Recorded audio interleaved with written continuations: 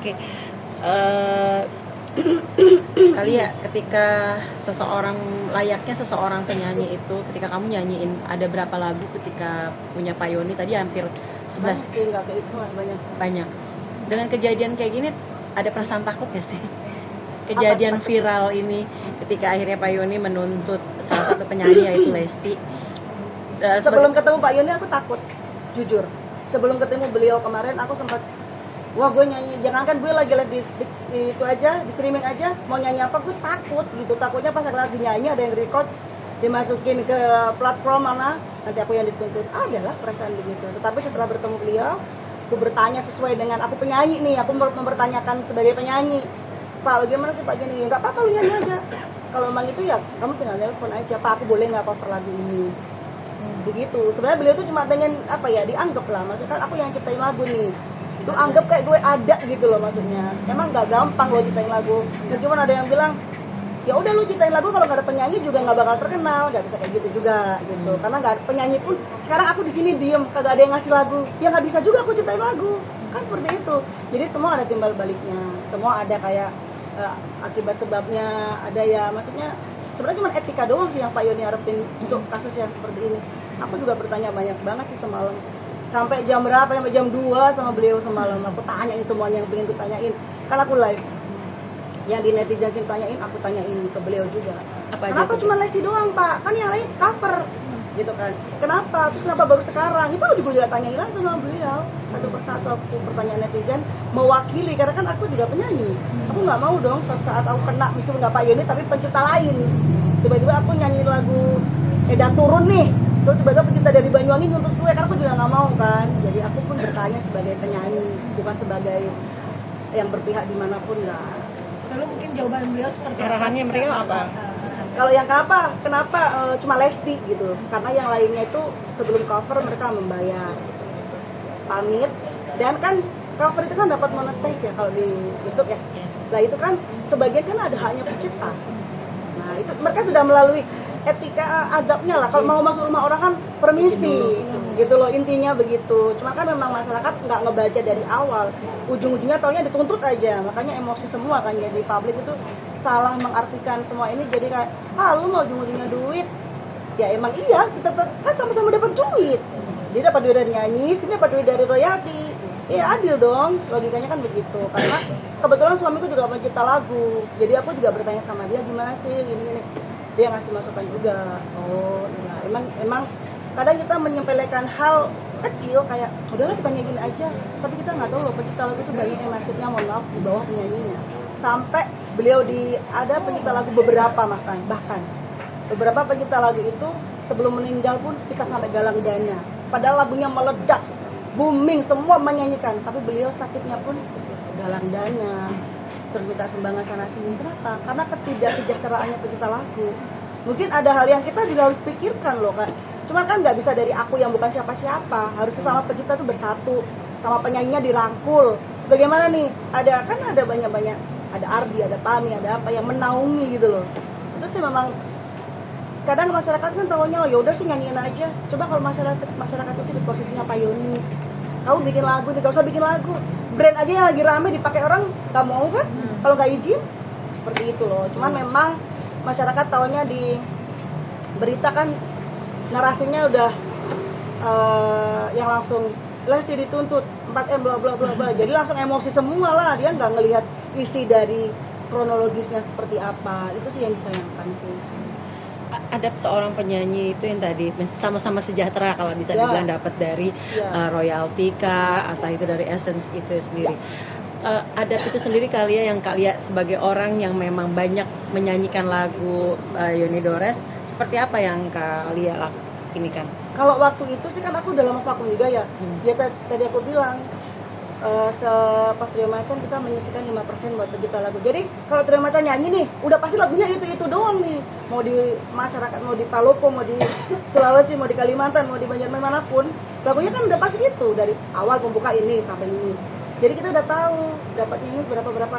Jadi dipotong 5% untuk ini 10 lagu itu berapa pencipta. Nanti yang menyalurkannya manajemen. Tapi ada nggak ketika kalian nyanyi dengan lagu penciptanya Pak Yoni itu sendiri, ada yang mengcover dan kalian satu sama lain saling mengkoreksi, mengecek atau seperti apa? Ada nggak seperti itu? Enggak, karena aku nggak pernah cover ya. Jadi event cover pun kan label Kak. Jadi label yang izin. Jadi Kak mungkin Trio Macan nyanyiin lagu waktu itu ada lagunya Jagat Aryani ya Goblok. Nah izinnya ya sama yang publishingnya. Jadi bukan penyanyinya, bukan aku nggak tahu apa-apa. Aku taunya cuma suruh nyanyi nih. Karena kan kita di bawah naungan label dan manajemen. Ya kita tuh cuma nyanyi. Jadi bukan tanggung jawab kita. Kecuali aku memang benar, aku suka lagu ini, aku mau cover. Aku ada lagu-lagu aku yang mungkin 10 lagu bukan cover, ya cover ya jatuhnya ya. Aku izin sama kayak waktu itu yang bikin Enisa Gita, ya kan. Terus yang di Banyuwangi, aku izin, aku bayar untuk 1 kali upload gitu. Aku selalu izin, nggak berani aku. Kalau langsung nyanyi aku masukin gitu kan. Ketiga personil Trio Macan ini sama sekali nggak pernah ada yang mengcover itu ya? Wah, aku nggak tahu Entah deh atau kalau fansnya masing-masing. kalian pada saat itu? Aku nggak tahu deh kalau itu.